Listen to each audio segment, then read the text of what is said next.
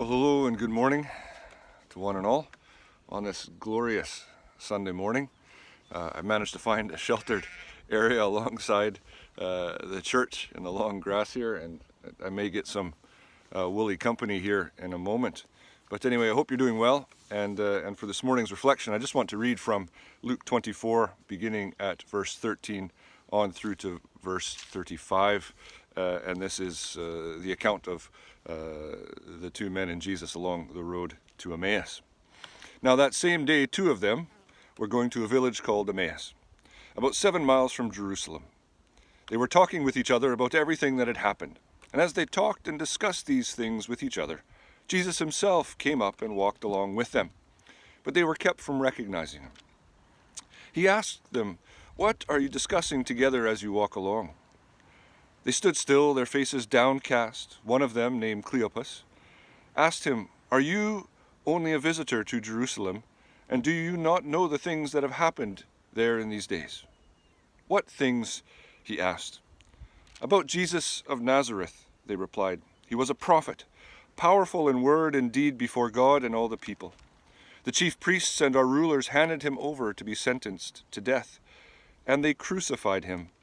But we had hoped that he was the one who was going to redeem Israel. And what is more, it is the third day since all this took place. In addition, some of our women amazed us. They went to the tomb early this morning, but didn't find his body. They came and told us that they had seen a vision of angels who said he was alive.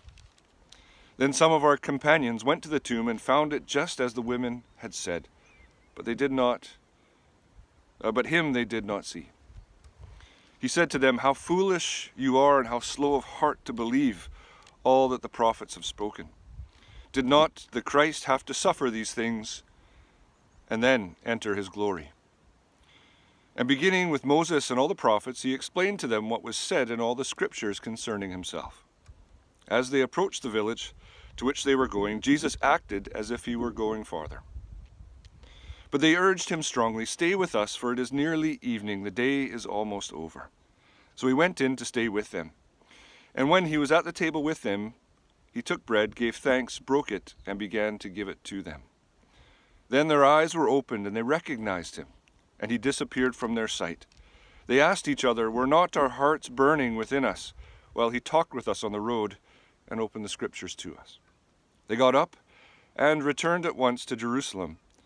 There they found the 11 and those with them, assembled together and saying, "It is true, the Lord has risen and has appeared to Simon."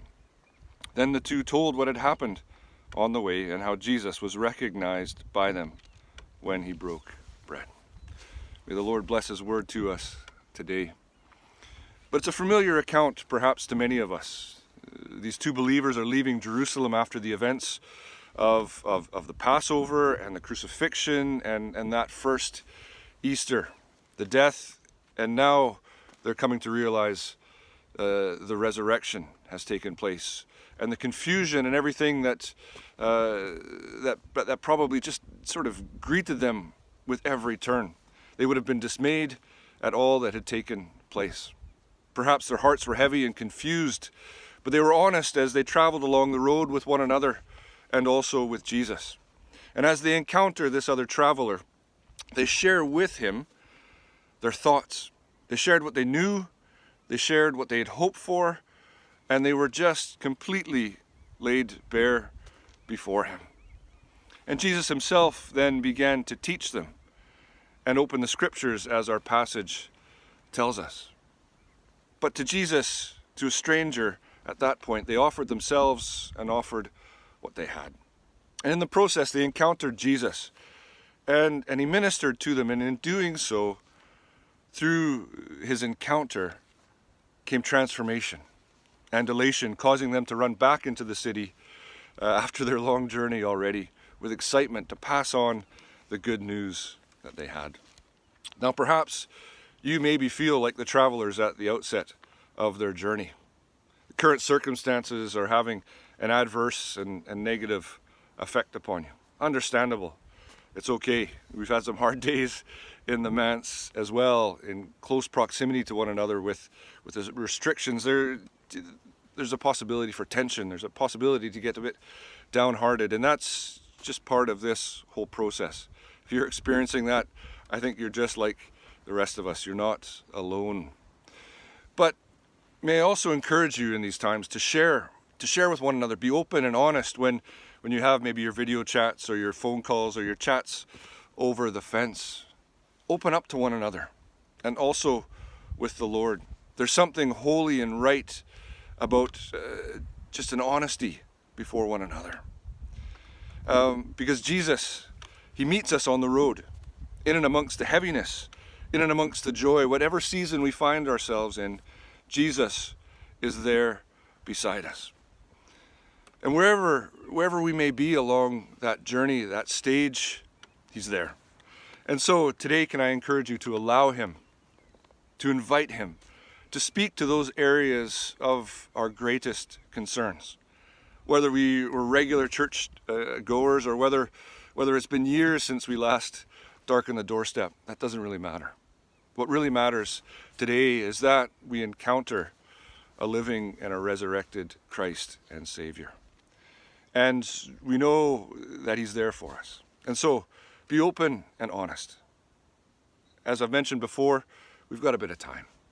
Let's create a little bit of time to meet and encounter the Lord and to be open and honest before him, but also with those friends, those closest to us. Sometimes we guard ourselves as a measure of protection, of self-defense. But in all honesty, God has placed those nearest to us to help us to grow, and to help us to flourish, and to live the full life that he's promised. So let us be transformed by his encounter, and his encounter through the lives of others placed round about us. And so enjoy this beautiful day. I pray that you will know his blessing, and until we can meet again, know that you are missed, you are loved, and that you are prayed for. Have a great day, and God bless.